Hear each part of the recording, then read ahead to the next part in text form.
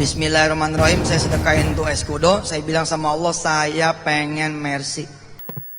Assalamualaikum warahmatullahi wabarakatuh. Alhamdulillah wassalatu wassalamu ala Rasulillah wa ba'du. Selamat datang kembali di channel Renaissance 21.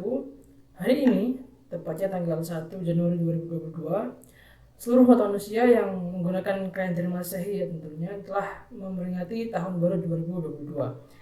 Tapi mungkin ya sebagian dari kita ada yang menanggapi fenomena peringatan tahun baru Masehi ini tidaklah berguna gitu kan. Ya bisa benar bisa kurang tepat gitu. Karena peringatan tahun baru ini akan menjadi sia-sia jika kita tidak melakukan suatu proses pengembangan diri menjadi pribadi yang lebih baik, dan bahkan bisa jadi menimbulkan mudarat apabila kita menggunakannya dengan aktivitas yang mubazir, yang foya-foya, bahkan untuk bermaksiat ya. Akan tetapi tidak ada salahnya teman-teman jika dalam pergantian tahun berdasarkan revolusi bumi ini kita menggunakan waktu ini 1 Januari ini untuk mengingat betapa pentingnya sebuah waktu, betapa pentingnya kita melakukan amal soleh, karena bisa jadi kita tidak dipertemukan dengan waktu yang akan datang gitu, entah esok, entah bulan Februari ataupun 2023 misalnya, sehingga kita bisa mengisinya dengan amal soleh, dengan mendekatkan diri kepada Allah dan muhasabah. Inilah yang akan kita bahas kali ini, muhasabahnya. Bukan hanya introspeksi dan resolusi diri kita secara personal teman-teman, tapi juga mencakup seluruh umat Islam, khususnya yang ada di Indonesia. Jadi mungkin dalam beberapa menit akhir di video ini ya agak sedikit sensitif ya teman-teman. Jadi siapkan mental teman-teman, semoga tidak mudah tersulut amarah. Dan jika sudah siap, mari kita mulai. Hayya 'alal falah.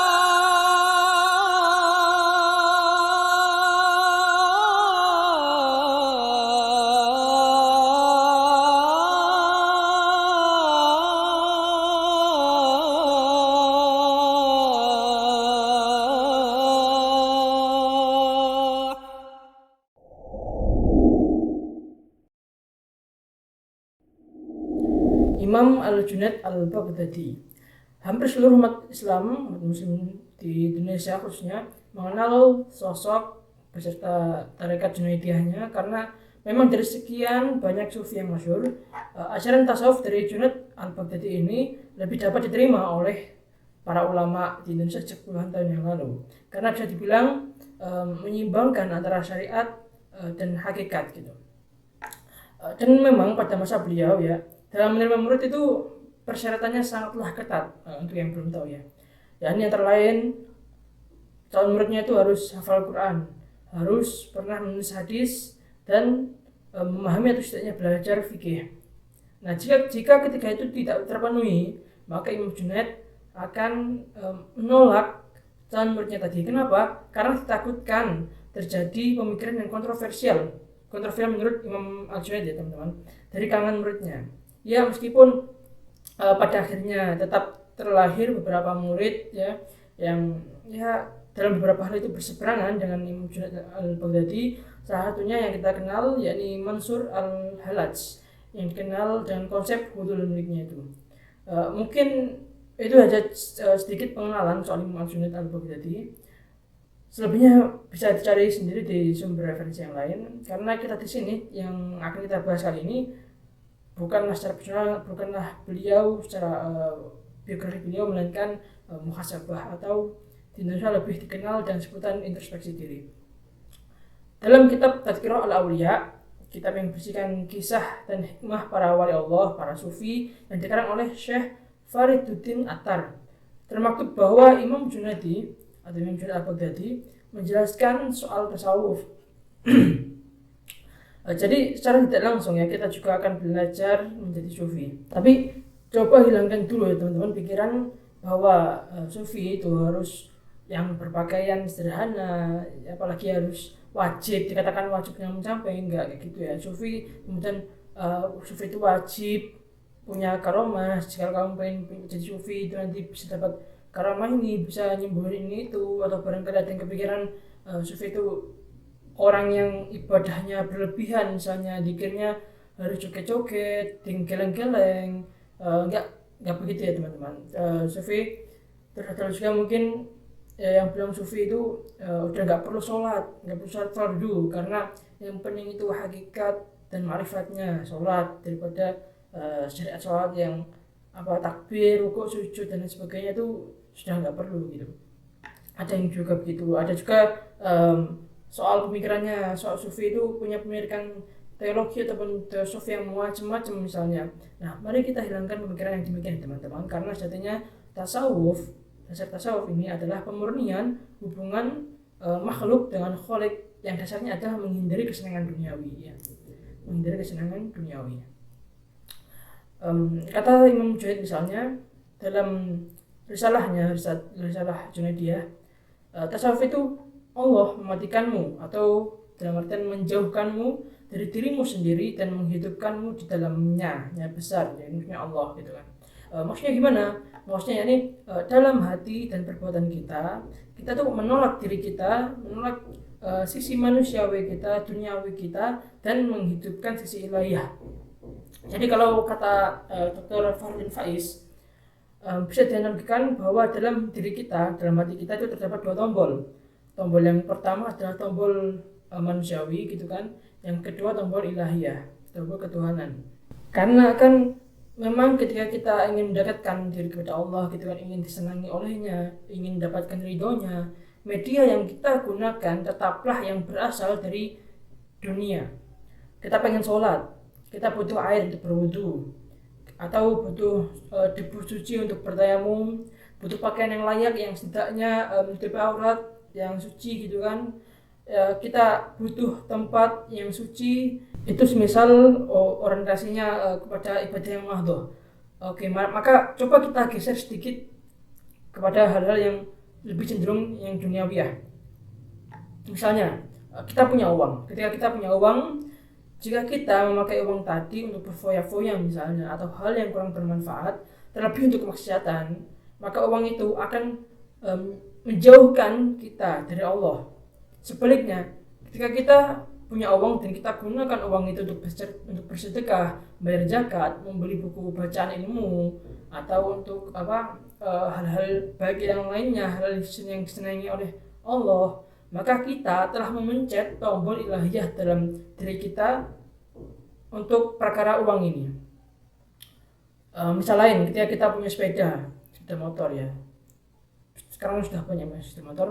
Nah, maka kita gunakan sepeda ini untuk menuju masjid misalnya, untuk bakti sosial, untuk kegiatan-kegiatan amaliyah yang disenangi oleh Allah, sehingga materi duniawi kita ini mampu menjadi media kita untuk mendekatkan diri kepada Allah. Sehingga mari, maka saya ajak, mari kita memiliki apapun, sebanyak-banyaknya di dunia. Mari kita menjadi apapun, sehebat-hebatnya di dunia, asal apa yang kita miliki ini, apa yang kita hebati ini, orientasinya tetap yang ilahi, untuk hal-hal yang disukai oleh Allah. Jadi bukan hanya berharap pada yang ukhrawi, tapi bermalas-malasan di dunia kan, dengan dalih tidak apa-apa tersiksa di dunia daripada tersiksa di akhirat. Nah, gitu. Ada pula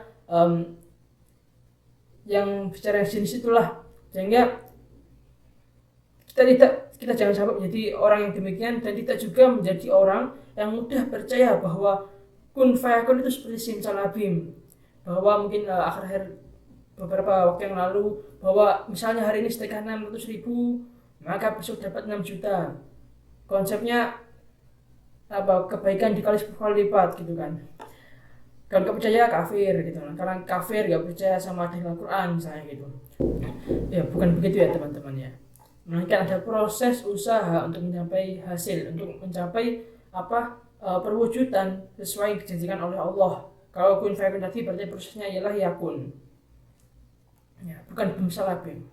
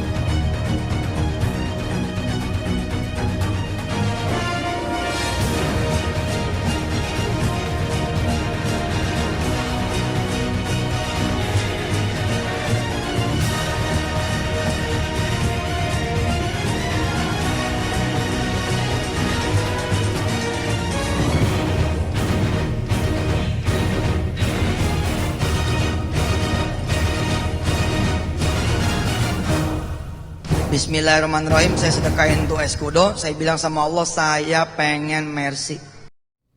Itu tadi sedikit video ya, saya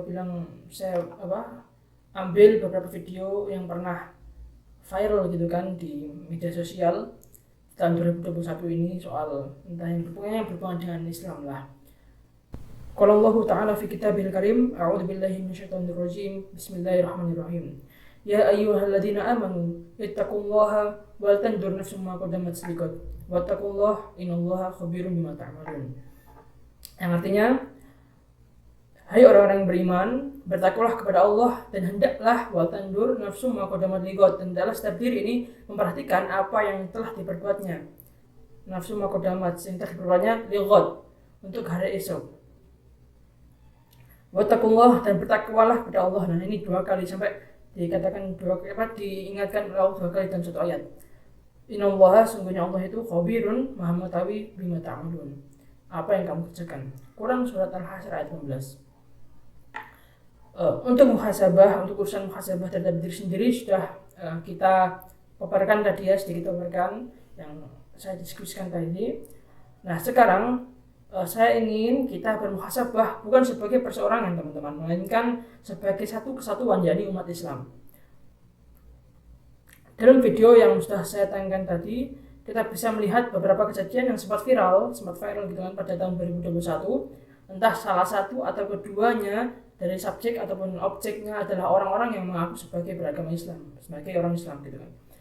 Mau nggak mau, diakui atau tidak, kesemua itu adalah hal-hal yang perlu kita evaluasi oleh umat Islam, mulai dari kepedulian dengan negeri tetangga, cara pandang kita terhadap cara bernegara negara lain yang secara sosio budaya itu sangat berbeda dengan kita, yang dipengaruhi juga oleh lingkungan gitu kan. Selain itu juga ada video pola pikir mengenai pola pikir yang kacau, soal bersedekah, soal perlakuan terhadap binatang, kekerasan terhadap perbedaan pandangan, sindikat terorisme, para pencabul, penista agama, dan sebagainya adalah salah satu misi umat Islam untuk memperbaiki diri, untuk memperbaiki hal-hal yang telah terjadi tadi. Bukan malah kita enggan mengakui, bukan malah kita menutup mata gitu, enggan mengakui bahwa ada sebuah kesalahan yang harus diperbaiki meskipun sedikit gitu kan. Bukan malah kita enggan mengakui bahwa malas mengakui bahwa itu bukan bagian dari kami, bukan bagian dari golongan kami, bukannya kita malah berdebat dan lain sebagainya, melainkan mari kita semua berpikir dan berusaha bagaimana agar hal yang demikian rupa itu tidak lagi terjadi.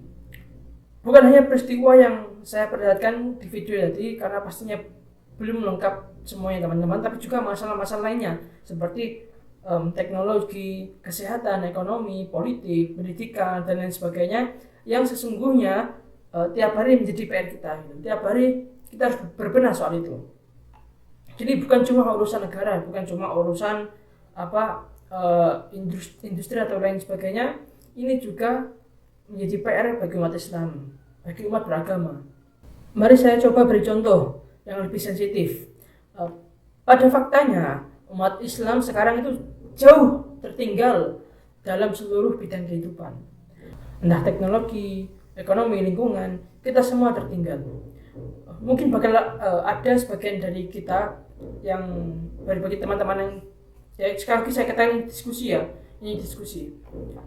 Bagian dari teman-teman ada yang bakal bilang atau bakal bilang umat Islam itu jago-jago. Ada Ibnu Sina, bapak kedokteran, yang salah satu ngakarannya yakni konflik TB itu menjadi bahan rujukan orang-orang Eropa selama berabad-abad. Ada juga Al-Khwarizmi, bapak Al-Jabar, penemuan kanol. Ada Ibnu Haytham, ada Ibnu Khaldun, Al-Battani. Maka saya katakan iya benar, tapi itu dulu, itu sudah ratusan tahun yang lalu gitu. Kalau sekarang, nah gimana sekarang? Maka biasanya muncul lagi bantahan. Orang-orang Yahudi itu memang orang-orang pilihan, orang-orang Yahudi, orang-orang Barat itu memang sudah diberi kecerdasan di atas rata-rata umat Islam oleh diberi kecerdasan oleh Tuhan, sehingga kita tuh memang sudah ditakdirkan memiliki IQ di bawahnya. Padahal tadi ngakunya menjadi umat yang paling paling masyhur, paling pintar gitu kan, paling pintar pada dinasti Umayyah, dinasti Abbasiyah gitu kan.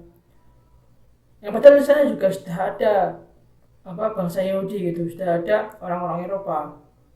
Tapi kemudian ketika saya bantah lagi bahwa itu dulu, sekarang bagaimana? Kemudian sekarang dibantah lagi dengan itu kita memang tidak ditakdirkan untuk punya IQ yang tinggi. Yang punya IQ yang tinggi oleh Tuhan itu sudah orang-orang Yahudi misalnya gitu. Nah, jadi ada aja alasannya gitu kan. Kita tuh seakan-akan sudah terlalu dalam tenggelam oleh romansa masa lalu. Jadi kita tuh sudah terlalu tenggelam gitu kan, terlalu tenggelam dalam romantisme masa lalu. Kita tuh malu untuk dikritik karena sudah merasa bangga agama Islam adalah agama yang hak, agama yang diridhoi oleh Allah, merasa bangga bahwa akan menang di akhirat. Ketika ada kasus, kita bilang dia bukan ustadz, dia bukan bagian dari alim ulama, dia bukan dari seorang yang Islam, dia bukan Islam, dia bukan yang seakidah dengan kita, dia itu bukan Sunni misalnya, dia bukan Sunni, dia itu Syiah atau dia itu Khawarij atau apalah. Dan alasan-alasan itu yang buat kita itu tutup mata gitu, kita tutup mata dan acuh untuk memperbaikinya. Padahal kita bisa sedikit mencoba untuk membenah diri, dimulai dari mengakui bahwa iya dia Muslim, oke iya dia beragama Islam, tapi dia adalah orang Islam, seorang Muslim yang memiliki kesalahan gitu. Nah, sehingga kita itu hendaknya memperbaiki kesalahan tersebut. Kita memperbaiki umat Islam agar terhindar dari kasus-kasus yang serupa. Bagaimana memperbaikinya? Kita selidiki asal mulanya. Kita sedikit sebab-sebabnya. Jika terkait dengan pesantren dan instansi pendidikan atau madrasah atau yang lainnya, berarti yang harus kita benahi ini sistem pendidikannya, atau mari kita langsung terjun ke pesantren tadi, kita benahi langsung di sana. Atau jika yang terkait dengan konsep sedekah misalnya, berarti kita tuh harus memahamkan umat Islam bahwa konsepnya itu bukan seperti itu, bukan instan. Selain itu juga kita harus membangun sarana ekonomi, sarana keuangan, sistem ekonomi yang dapat menjadi jalan keluar praktis bagi umat Islam dan lain sebagainya. Tak hanya demikian, kalau saya boleh lanjut ya teman-teman, tahan dulu ya. Kalau saya boleh lanjut terhadap konsep-konsep muamalah yang ada pada zaman sekarang misalnya, umat Islam itu masih sangat banyak menggantungkan hukum-hukumnya dengan menyangkut pautkan pendapat ulama-ulama terdahulu soal muamalah. Ketika ditanya soal cryptocurrency misalnya, maka hujah yang diutamakan adalah menurut Imam Al-Ghazali, menurut Imam Syafi'i, menurut Syekh siapa gitu kan. Nah, yang padahal pada masa itu sistem perekonomian itu sangat jauh berbeda dengan sekarang. Masih ada setengah barter gitu kan, masih belum sangat jauh berbeda dengan sekarang gitu soal ekonomi, soal muamalah ini. Nah, situasi dan kondisi globalnya pun juga sangat jauh berbeda gitu. Selain itu, umat Islam biasanya juga menyalahkan umat lain untuk menutupi kesalahannya sendiri gitu. Mungkin ketika ada sebuah kesalahan gitu kan, dibilangnya itu mah konspirasi Yahudi, itu mah rencana elit global Amerika, itu mah liciknya berbisnis dengan orang-orang Tionghoa misalnya. Ada aja alasannya. Oke, pihak ketiga mungkin memang berusaha untuk mengalahkan kita gitu kan, dan itu wajar gitu. Dalam sebuah permainan, kedua pemain untuk kedua tim ini pasti sama-sama ingin mengunggul satu sama lain gitu, sama-sama ingin berusaha untuk menang dalam permainan tadi. Akan tetapi gitu kan, daripada kita terus menyalahkan lawan kita, daripada kita terus menyalahkan pihak ketiga, bukankah alangkah baiknya kenapa kita tidak bermuhasabah diri? Bagaimana caranya agar kita tidak terjebak bagaimana caranya agar kita menang, bagaimana caranya agar kita terhindar dari tipu daya, dari tipu muslihat, bagaimana caranya agar kita tidak terus-terusan diinjak dan mengungguli mereka. Kemudian terakhir, yang paling sering menjadi alasan umat Islam untuk tutup mata, untuk tak mau dikritik adalah surga. Ya, biarin miskin di dunia asal kita kaya di akhirat, asal kita nanti bisa menang di surga gitu kan. Yang non muslim di neraka. Biarin kita masalah duniawi kalah dengan orang-orang non muslim, karena dunia itu hanya sementara, yang kekal itu kehidupan sejati, yakni yang di akhirat misalnya. Orang-orang yang berkata demikian itu seakan-akan dirinya itu sudah pasti masuk surga, itu sudah pasti 100% dicap masuk surga. Dan bagaimana kita menggapai surga? Bagaimana kita menggapai surganya Allah gitu kan? Kalau di dunia saja kita tidak melakukan hal yang disenangi oleh Allah, kita acuh, kita enggan untuk melakukan perbaikan di dunia, padahal kehidupan di akhirat adalah konsekuensi dari kehidupan di dunia. Padahal manusia bukan hanya menjadi abid, yakni orang yang mengabdi kepada Tuhan, tapi juga sebagai khalifah fil ard, menjadi pemimpin di muka bumi. Dan sebagaimana yang saya ungkapkan di permulaan tadi, bahwa segala sesuatu urusan kita di dunia, urusan umat Islam di dunia adalah media kita untuk menggapai akhirat. Terima kasih telah menyimak. Saya Tani pamit, rehat sejenak. Wassalamualaikum warahmatullahi wabarakatuh.